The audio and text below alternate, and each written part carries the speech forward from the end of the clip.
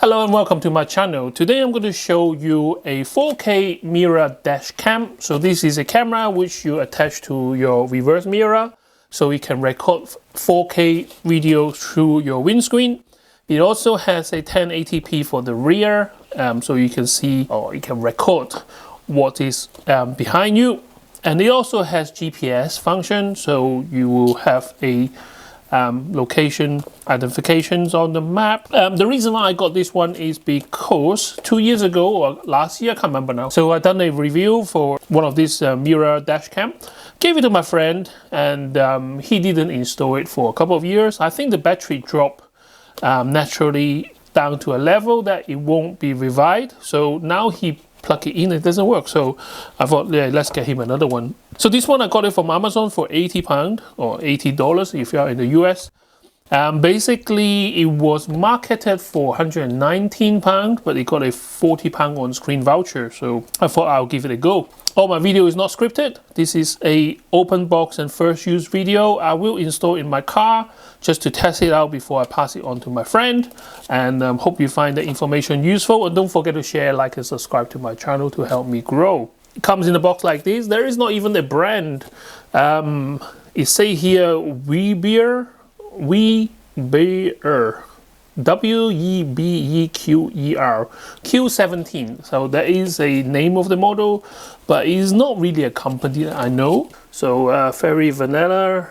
It shows you what it doesn't even say there is GPS on the box, but on the ad it does. So hopefully it does have GPS tracking. Dash cam is something that you want to install in your car and forget about it. Hopefully no one ever needs to use the footage. The other function I want to test out is the parking function. So far all the dash cam that I have tested, I have never used the parking function. So basically it records a very low frame rate for a longer period of time after you switch off the engine. I never like to plug things into my car which will drain battery, so I'm going to test it out with an external battery so it doesn't kill my car, but at least that will show you guys what your money can buy. Okay, so this is a 10-inch device, so it's not the biggest in the world. It's not massive. I don't want to peel off the sticker just yet, just to show you guys. So on here, you got your USB-C. On the top, you got the USB-C socket. You got your AV socket. This is probably for your rear camera. Micro SD card or TF card is already installed. And you also got a plug for your GPS. At the back here, you will see there's two plastic hooks here. This is for the rubber band, which go around your existing mirror. And this is the camera, forward camera, which is 4K. So this camera here, you can adjust the angle up and down, just in case, like, every car is different with the rear mirror mounting position. So you can do a bit of adjustment and also slide out as well a bit. But we come to look at that later on when we install. The bottom of the unit is power button, which I mistakenly pressed. It also got two inlet for the mic. Please peel off this mask after application is complete, but I want to show you guys what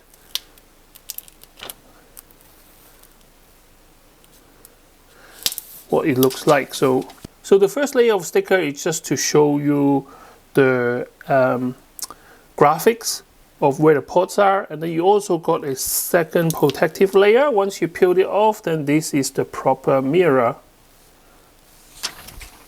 As soon as it detects there's no power coming through, then it will switch off by itself. Now I'm going to lift dangerously and just leave the cover off so that you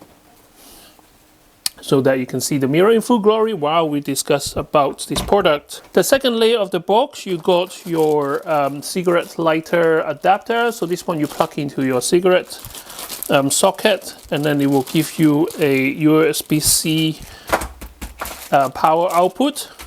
And you also got your GPS antennae, and then you got your rear camera in here with a length of cable. And then you got some tools. So it comes with a card reader that you plug into your computer, I guess. A trim removing tool, a pin, and a couple of rubber band, which for installation of your mirror on your car. And yeah, that's about it. Okay, so there's really nothing fancy about this. This is just a big power bank with a USB-C output cable, and I'm going to plug it into the top of the mirror.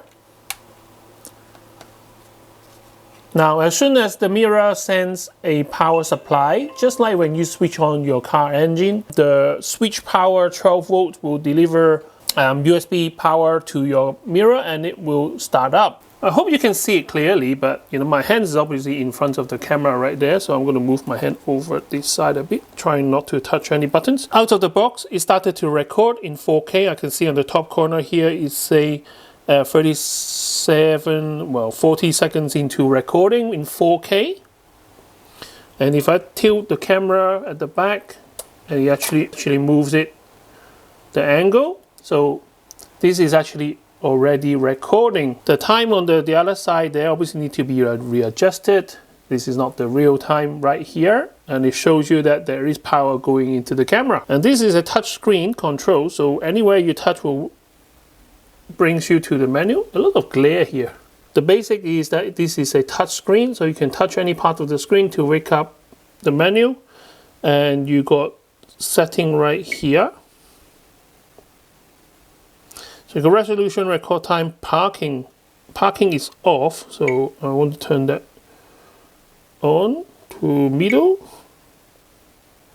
G sensor, screensaver, light source, audio, rear mirror, preview mode. You can do time lapse as well. Format time zone. Let's do the day and time actually. Let's plug into the device other things that will attach to the camera, like the GPS and the rear camera. They usually come with at least 5 meters of this cable, so it should fit any car. Obviously, bigger car, you need a longer cable. As soon as I plug in the rear camera, the mirror straight away switch to the rear view mode. So if you are not relying on the mirror to check your rear, okay, so as soon as I plug in the rear camera, the screen switch to this little camera here, which is 1080p. So you can actually use this as a reverse camera, which I would not recommend. Mirror is still the best, but that's for me. And you can change the camera display, so you can just flip it between the cameras. So this is the pointing forward. This one is the rear camera.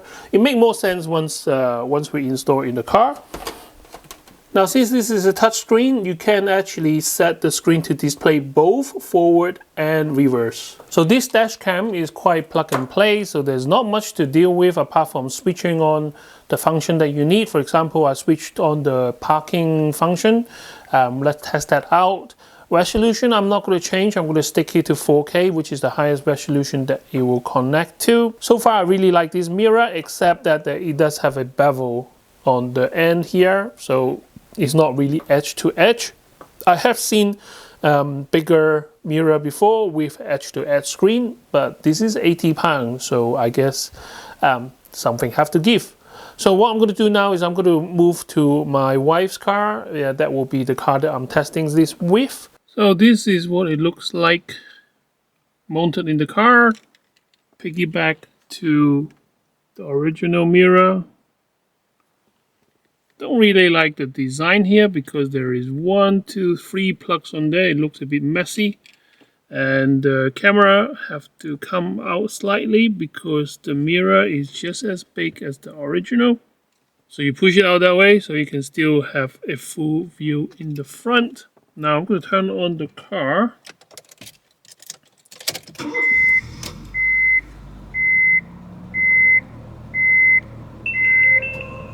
And as soon as the mirror sends power, and it will switch on. Now, because it's so bright here, the camera don't really pick up how it should look like. Actually, it looks a bit better in real person. At the moment, it's showing both front and rear camera. Now you can change that by just swiping. This is the back. This is the front. and you have a bit of leeway in terms of how high and how low you want to see it. And it's already started recording. Now I set the recording to 1 minute section, so that if anything fail, at least you only lose 1 minute of your video. Okay, so we're going to take it for a test drive. I'm going to put a camera down and we're going to drive around town so you guys can see the footage. Road sign, that will be good. I wouldn't know until I review the footage, but on the mirror it looks quite sharp. Now the sky is completely blown out on the mirror, that is expected. Hopefully I get some useful footage. Now the whole reason for having a dash cam is to capture your driving conditions, and hopefully you never need to use it. But if you do get into an accident or someone crazy enough to jump on your bonnet and demand for money, at least you got some footage to show that is an idiot doing that to you. So we're driving into the lights at the moment, so everything should be quite whitewashed. Okay, so I'm going straight forward now. Hopefully you can see some number plates coming up on the left hand side. For example, this one here is KR19HCP. Next one coming up here, Y4260JB. I'm not going to read all of them out, I'm just testing my own eyesight as well. The rear camera looks quite cool. There's one white BMW behind me, so I'm going to turn left here. I wonder if I can see the number plate on the BMW. Roads are wide. Sounds like a poem. But that is it. I'm going to go back now. What I will do is I will come out again tonight to give you some nighttime footage, because it's very important to see what it looks like at night.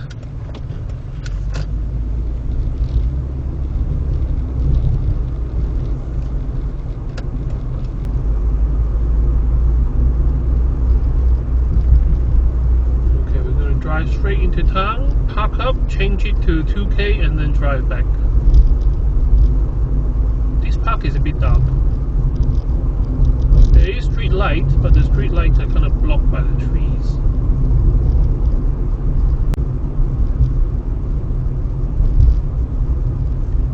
As we drive into town, that will be a good chance to read some number plates, because it will be a bit brighter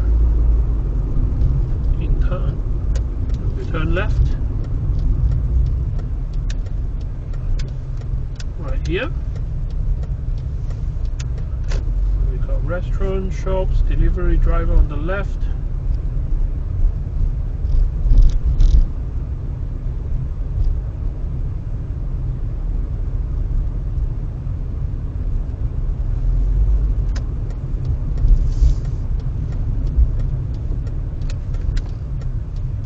Okay, number plate on the left. T88COX.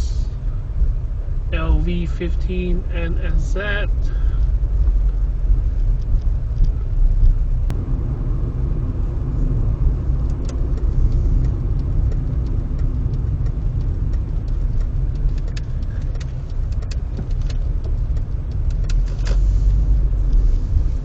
Okay, I'm going to go a bit slower so the car behind come closer to my camera. Is it too bright? Whoa, really? That is crazy. Okay, so now I'm going to show you what it looks like on your computer once you plug in your SD card. So it has a GPS player here. So if you double click that, it will ask you to install a software. And once you've done the installation, you will have the HIT GPS player. And you start that program. What you can do is you open your card, media card, and in there you got event, park, photo and video.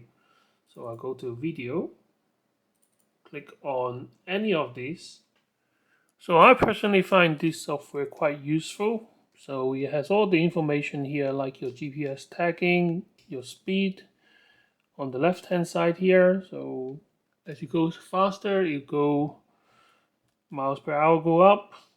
It shows you the clip that your top speed and the average speed. I have to say the nighttime video wasn't so great, so I guess that will be where I think the room for improvement.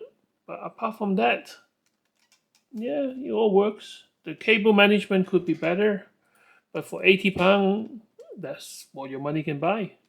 Thank you very much for watching. Can't wait to see you next time with more interesting gadget. Bye bye.